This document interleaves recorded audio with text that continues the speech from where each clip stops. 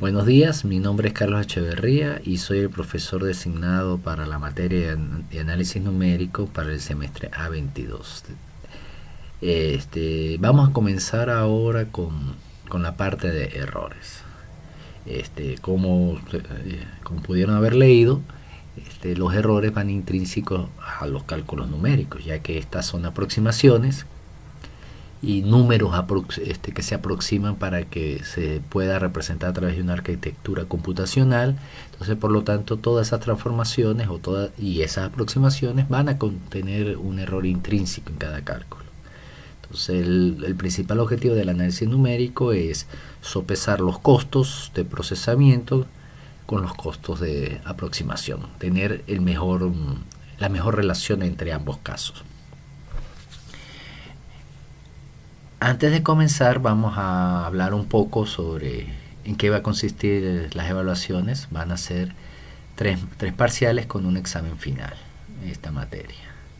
Este va a ser semipresencial, las clases van a ser dictadas de esta manera y las preguntas van a ser por correo a través de la plataforma Classroom, al igual que las clases, y la bibliografía son aquí las que les presento. El libro de Shoichiro Nakamura van a estar en el Classroom, pero también puede utilizar todo este tipo de libros. Las notas van a estar en el Dropbox también, pero principalmente en el Classroom.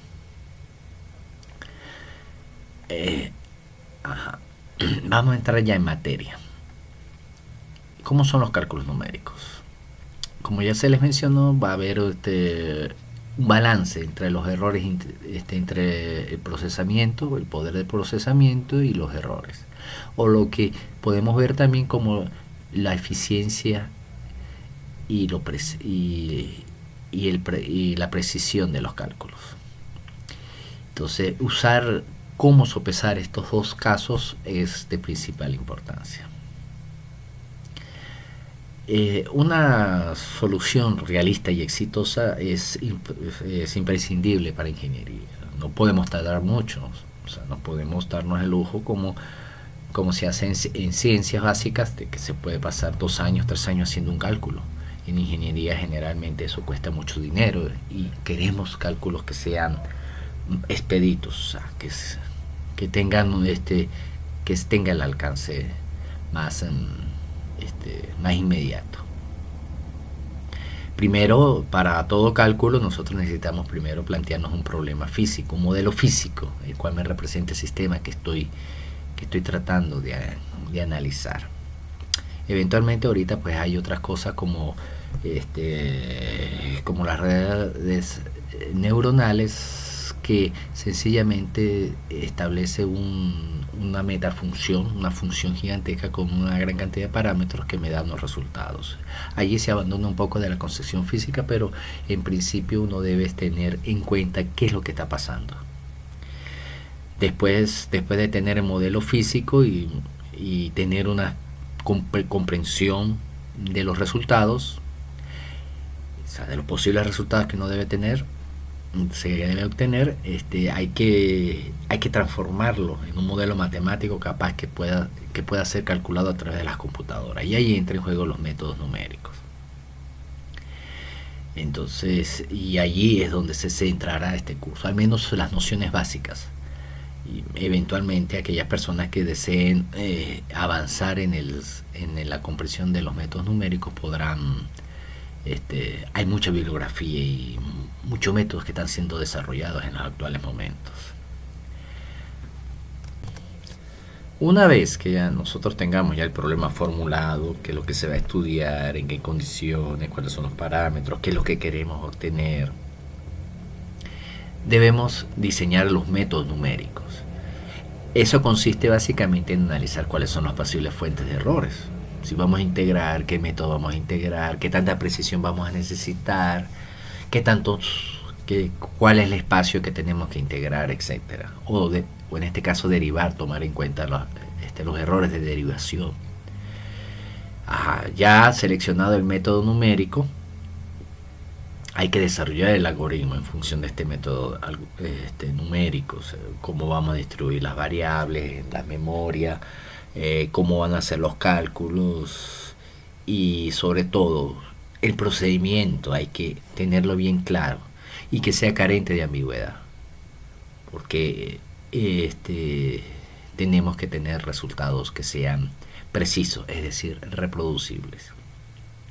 Decidir el algoritmo o el conjunto de algoritmos, hay que verificar el número de iteraciones, la exactitud, el espacio donde se va a realizar los cálculos.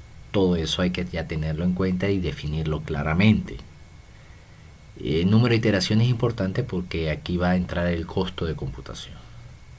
Para nadie es un secreto que entre más tiempo tarde un cálculo, más costoso, más dinero va a costar, efectivamente. Entonces hay que sopesar error y costos, y después de eso desarrollar el algoritmo, que tiene que ser detallado y que también carente de ambigüedad. Les recuerdo que deben tener todos habilidad para desarrollar algoritmos, ya que en los exámenes con seguridad se les va a pedir que desarrollen un algoritmo. Así que les aconsejo repasar, desarrollar esa habilidad. Insisto en que el análisis numérico trae consigo errores, es decir, el análisis numérico es el estudio de los errores en las aproximaciones que se vaya a realizar.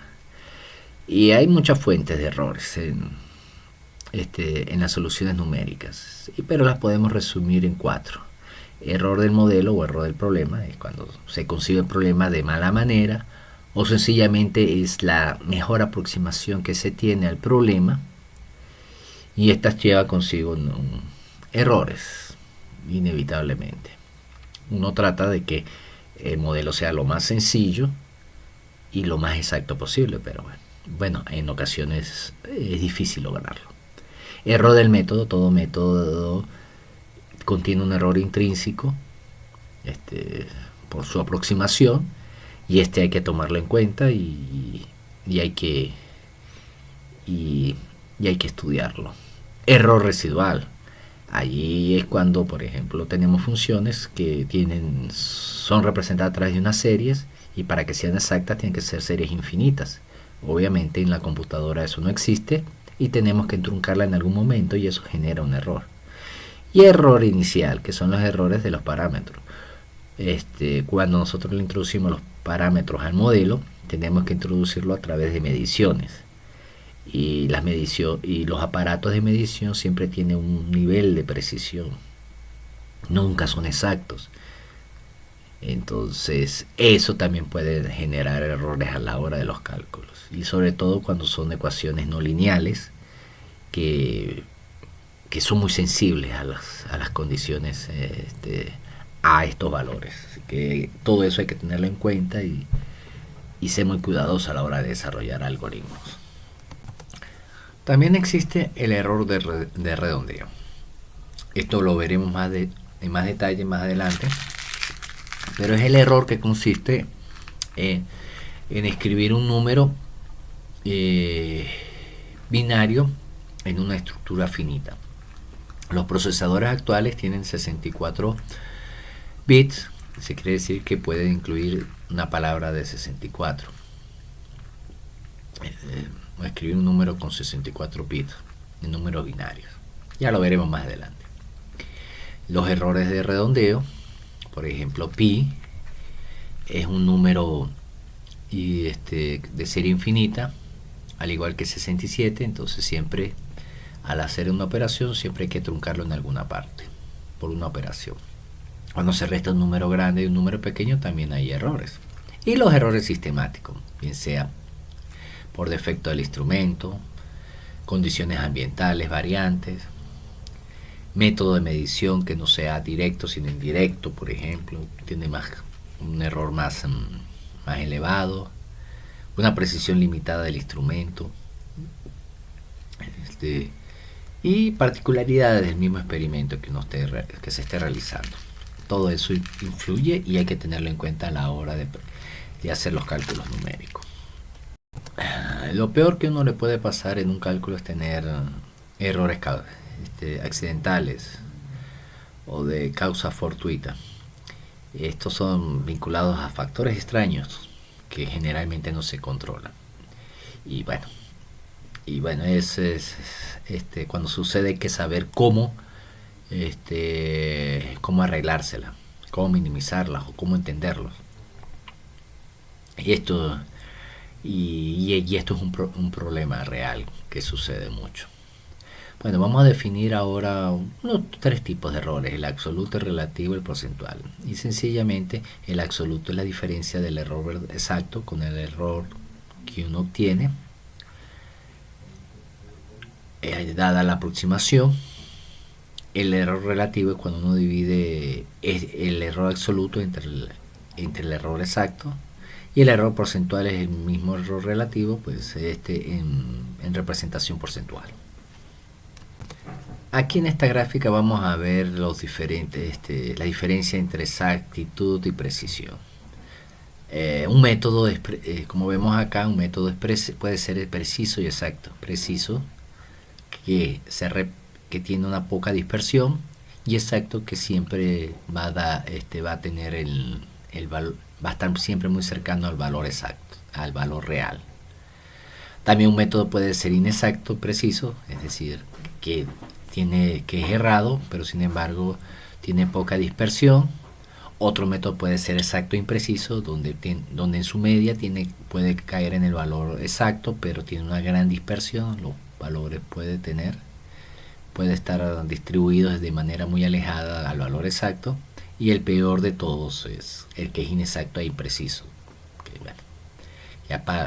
que tiene que no son confiables los resultados. Vamos ahora a ver en detalle los 2 principales errores, que son el error de truncamiento y el error de redondeo.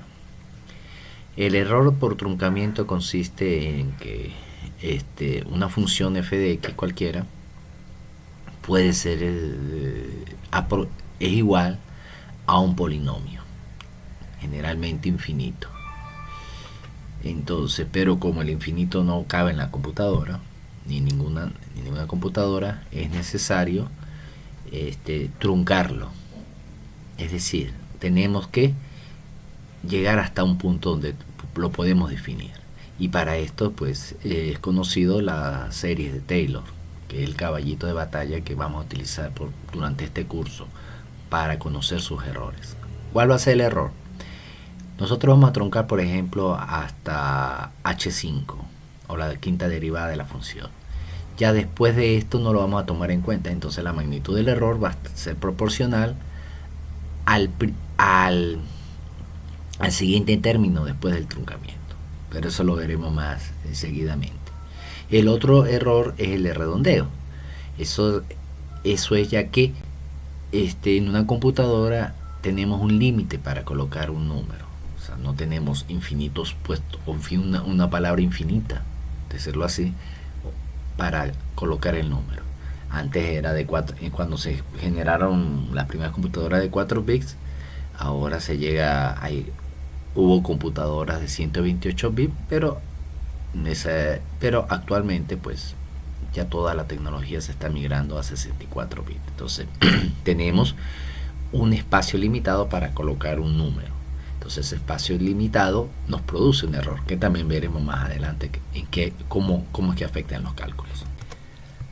Aquí enfatizamos un poco más sobre el error de truncamiento. Volvemos a nuestro caballito de batalla, que es la serie de Taylor, donde la función se iguala a un polinomio de grado n. Si n es muy grande, es necesario cortarlo, llegar hasta un punto. Por ejemplo, aquí llegamos hasta 5 y después tenemos un orden de magnitud n. O sea, llegamos hasta n-1 y tenemos un orden de magnitud n. Este símbolo, o entre paréntesis hn más 1, es el orden del error que se provoca por el truncamiento. Si se llega hasta la orden n, el error va a ser n más 1.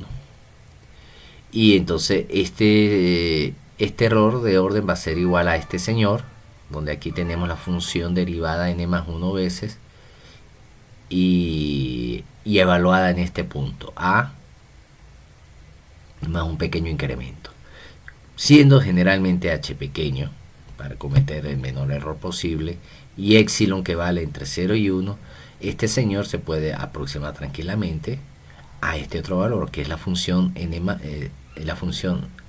derivada n más 1 evaluada en el punto, multiplicado por h n más 1 dividido por n más 1 factorial. Entonces, de esta manera, si se conoce fn, se puede calcular tranquilamente el error. El extendido uso del sistema decimal pues oculta o esconde un poco pues otros sistemas base. Después del sistema decimal, el más conocido es el binario, que es de base 2. Pero no solamente en computación se utiliza base 2, se puede usar cualquier base, pero los más útiles o los más apropiados para esto son los base 8, que es el octal, y el hexadecimal. Entonces un número puede ser escrito, por ejemplo 3,224, en base decimal, en base binario es de esta manera y en base hexadecimal es de esta manera. Y bueno, en el caso del decimal, como nos faltan números, completamos es con letras. Por ejemplo, 18C7.90 es el mismo valor que tenemos acá. Entonces, dependiendo de la arquitectura, incluso dependiendo del tipo de cálculo que nosotros queremos hacer, podemos usar una base u otra. Y en muchas ocasiones escoger una buena base determina lo eficiente de tu algoritmo. Entonces es necesario tenerlo en cuenta y cada base pues tiene su error asociado al redondeo. ¿Cómo podemos pasar de una base a otra? Aquí tenemos una fórmula, el cual es para una base R cualquiera, y aquí tenemos los dígitos representados por esta base. El punto puede moverse. Y se calcula a través de la ecuación número 4, donde tenemos cada coeficiente aquí representa. En el caso si es 0 y 1 va a ser en el caso binario, y R va a ser las posiciones que nosotros vamos a tener. Aquí el punto me va a pasar desde una exponencial positiva a una exponencial negativa, aquí a partir de este punto. Ahora tenemos dos definiciones de paquetes unitarios en el caso del hardware de la computadora, el bit y el byte. El bit, binary digit, representa un dígito binario y es la unidad mínima que se emplea. El byte generalmente se refiere a 8 bits.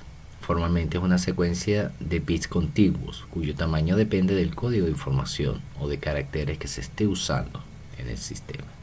Entonces es una diferencia que hay que tener presente. Los números enteros, para ser guardados en una computadora, tienen que tener esta estructura. Aquí tenemos los coeficientes k, k-1, y un número binario, por ejemplo va a tener esta estructura y en este caso va a ser igual a 0,3. El tamaño o el máximo tamaño de un número entero va a depender de el hardware que se disponga. Es decir, k se va a limitar, el valor de k se va a limitar por el tamaño del hardware. El primer bit siempre se deja para el signo del entero, bien sea positivo si es 0, 1 si es negativo. Y el resto va a ser para la estructura del número entero. Entonces va a depender si en este caso es de 16 bits, 32 bits, 64 bits, 128 bits. Para el caso de 16 bits tenemos que número más grande que se puede almacenar con esta estructura va a ser 32.767, es decir, es esta sumatoria desde 0 hasta 14, es decir, 15 de 2i. En el caso de los números reales tiene esta estructura, donde tenemos aquí un valor a y el resto son un valor b. ¿Por qué esta particularidad? A siempre va a ser diferente de 0, va a ser 1 en el caso de los binarios, y b es cualquier código binario. Y z es un exponente que expresa el número binario, de un valor real. En el caso de 32 bits de un número real, tenemos lo siguiente: el primer dígito para el signo, los otros siguientes dígitos, 8 dígitos, es para el exponente y el resto es para la mantisa. Entonces, aquí el signo es para el valor del número en sí. Ahora, ¿cómo podemos nosotros expresar un exponente positivo y negativo? Lo hacemos a través de valores sesgados. Es decir, si el exponente son 125, tenemos la mitad para los números positivos y la otra mitad para los números negativos. Volvamos a un ejemplo. Por ejemplo, menos 3. Menos 3 es menos 3, 128, 25. Es menos 3 más 128, 125. Y este 125 va a representarme el exponente menos 3. Si pasa de 125, de 128 es positivo. Es decir, es 255, se sesga, la mitad es para los números negativos y la otra mitad superior para los números positivos. Por supuesto, va a depender del tipo de la base que nosotros escojamos. Por ejemplo, para base 16 vamos a tener básicamente la misma estructura, y también vamos a utilizar la mantisa. Entonces vamos a tener, dependiendo de la base que utilicemos, vamos a tener mayor precisión. Por ejemplo, aquí vamos a tener el valor máximo, que va a ser esta expresión, este valor que tenemos acá, y este va a ser el valor mínimo que puede aceptar esta estructura. Entonces, nuevamente va a depender. Por supuesto, si nosotros se requiere trabajar con números más grandes, el software lo puede permitir, aunque en este caso ya no va a utilizar una sola palabra para representar los números, sino va a utilizar más de una palabra. Es decir, el espacio caché se nos va a reducir para tolerar esos números. Así que hay que tener cuidado con qué valores se está trabajando. Ahora vamos a conocer cuál es el valor mínimo que puede tolerar nuestra máquina, y nosotros lo podemos hacer a través de este pequeño algoritmo, este pequeño ejemplo. Este está escrito en R, pero ustedes lo pueden utilizar en cualquier otro lenguaje de programación, bien sea de alto nivel como este o bajo nivel como C o C++. Aquí tenemos un valor llamado epsilon, el cual vamos a definirlo como 1, y después hacemos un while, el cual me va a dividir el epsilon tantas veces hasta que la suma del epsilon que estoy calculando más 1 sea mayor que 1. En el momento en que ya esta diferencia no quepa o no la reconozca la computadora, va a parar el while y me va a escribir el valor, es decir, de epsilon, es decir, el valor mínimo que puede expresar la computadora. En mi caso es alrededor de 1 por 10 a la menos 16. Y lo pueden cerciorar. Como el caso del redondeo, es decir, ¿qué sucede con los números binarios? Vamos a suponer esta suma: 1 más 1 por 10 a la menos 5. Está la estructura en base 10 y está la estructura en base 2. Fíjense en la diferencia. En este caso, 2 a la 1 y 2 a la 16. Cuando sumamos estos dos números es equivalente a sumar esto. y aproximadamente me va a dar este valor. Es decir, que aquí hay una gran cantidad de números que va a ser truncado, es decir, no va a ser tomado en cuenta por la magnitud de la palabra. Solo se va a tomar en cuenta unos cuantos. Y este va a ser el error. Y este va a ser el valor. Fíjense en esta parte. Esta es la parte que me este es el error que me va a producir este tipo de operaciones en binario. Claro, por supuesto, es muy pequeño, puede ser. Pero si ustedes repiten 10 millones de veces este mismo error, puede ser que le sea sensible. Y si lo va a utilizar en otro cálculo, pues puede ser determinante. Así que solo hay que tomarlos en cuenta. O sea, hay que saber que están presentes y a la hora de una discrepancia, pues ver que si es debido a esto o es debido a otra cosa. Si es debido a esto, pues necesita utilizar algoritmos que te corrijan esa imprecisión. En el análisis numérico, lo más difícil es derivar. Así, en matemática convencional uno ha escuchado que deriva quien sabe, integra quien puede. En métodos numéricos es al contrario, integra quien sabe y deriva quien puede. Y principalmente es por las diferencias. Nosotros sabemos que una buena derivada numérica es cuando θ se aproxima en cero. Y ahí es cuando los cálculos computacionales tienden a tener problemas. Entonces es necesario tener en cuenta. Nosotros podemos ver cómo son los problemas en nuestros cálculos con este sencillo algoritmo, donde este es el valor real de la derivada y este es el valor aproximado a través de una diferencia finita de la derivada. Esto de diferencia finita lo veremos en detalle cuando estemos en la parte de derivación. Ahora vamos a ver cómo es el error en el caso de la resta. Aquí tenemos un número 1.0001 menos 1. En el caso del primer número se escribe de esta manera, con lo cual la diferencia viene siendo así. Y fíjense en el resultado, que solo tenemos estos últimos dígitos para representar nuestro resultado. Reescribiéndolo, no obtenemos esta expresión en un número real. Y esto equivale a este número. Es decir, nuevamente, esta expresión es el error que se comete al no tomar en cuenta más dígitos.